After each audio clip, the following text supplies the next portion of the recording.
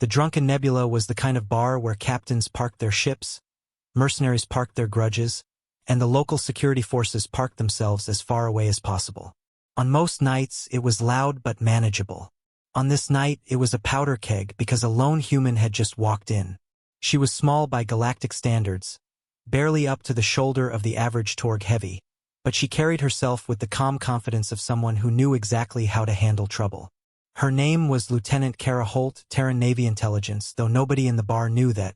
The regulars, mostly grizzled spacers from half a dozen species, just saw a Deathworlder, stamped on her every movement. 3 Kroth mercenaries sat at the center table, already deep in their 6th pitcher of fire ale. Their leader, a scarred brute named Drazk, spotted Kara at the bar and smirked. "Hey, human!" he called, his voice cutting through the noise. "Bet you can't handle real liquor.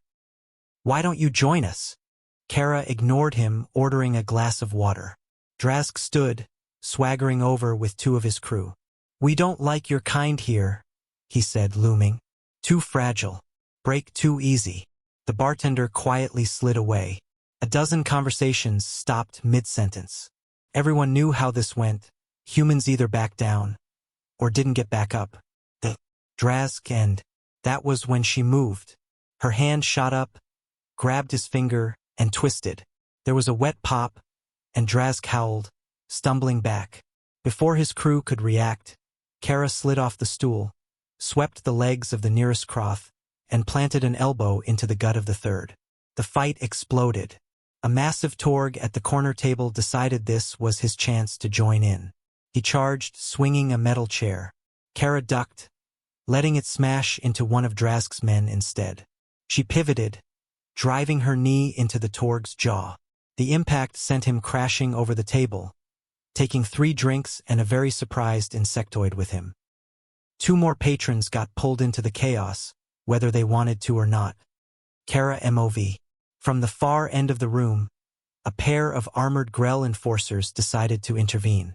They were easily twice her size, with shock batons crackling in their hands. The first swung wide. Kara stepped in, caught his wrist, and yanked him forward, letting his own momentum slam him face-first into the bar. She used the second's baton against him, flipping it in her hand and driving it into his midsection. The smell of ozone filled the air. By now, half the bar was either on the floor or wisely pressed against the walls, trying to stay out of her way. Drazk, clutching his broken finger, tried one last time to regain control. He grabbed a plasma pistol from his belt and leveled it at her. "Kara, you." For a long, tense moment, no one moved. Then Drazk's hand began to shake. His eyes darted around the room and saw nothing but silence and fear staring back. He lowered the pistol. Kara Street. She walked out without looking back. The Drunken Nebula stayed silent for a full minute after she was gone. Then someone muttered, "And they say humans aren't dangerous without guns." Another voice answered, low and serious, "That wasn't dangerous. That was controlled. Imagine if she'd wanted to kill us." From that night on, the regulars of the Drunken Nebula stopped telling human jokes. They'd seen the truth for themselves. Humans didn't start fights. But if you forced one, you'd better pray they ended it quickly.